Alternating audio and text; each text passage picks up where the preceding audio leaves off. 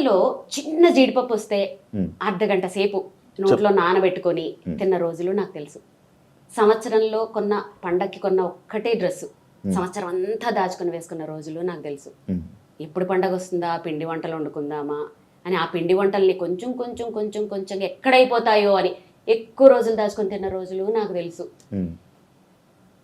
రిక్షాలోనో RTC బస్సులోనో ఎక్కుతూ flight ఎక్కిన feeling ఆనందపడిన మనుషులు ఉన్న రోజులు నాకు తెలుసు. నాన్న ఎక్కడ కష్టపడతాడో అని అరిగిపోయిన పెన్సిల్కి పెన్ని క్యాప్ పెట్టి రాసుకున్న రోజులు నాకు తెలుసు. అమ్మ పడుతున్న కష్టానికి ఆ చిన్ని చేతులతో పనులు చేసిన రోజులు నాకు తెలుసు. మనకేముందో ఆ తృప్తితో పక్క వాళ్ళకు ఉండేదాన్ని చూసి ఆనందిస్తూ ఒక ఫంక్షన్కి వెళ్ళి మనుషుల కోసమే, ఆడంబరాలు కాకుండా మనుషుల కోసమే వెళ్ళిన ఆ మనుషులు ఉన్న రోజులు నాకు తెలుసు.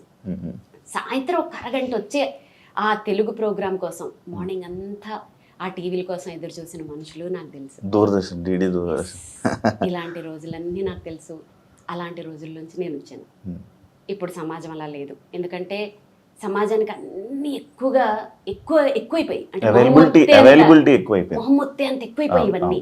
దానివల్ల ఏంటంటే జనాలు ఎటుపోవాలో తెలియక, ఏం చేయాలో తెలియక అటు షో ఆఫ్లు చేసుకోవాలా, పక్క వాళ్ళని చూసి ఇమిటేట్ చేసి బాధపడి డిప్రెషన్లోకి వెళ్ళాలా, లైఫ్ని పాడు చేసుకోవాలా.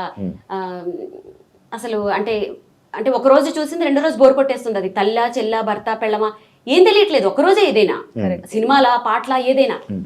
సో నేను అప్పుడు పెరిగిన దాన్ని కాబట్టి నా మోరల్స్, ఎథిక్స్ నాకు తెలుసు కాబట్టి దేన్ని చూసి అనేసుకుని అవన్నీ ఉండవు.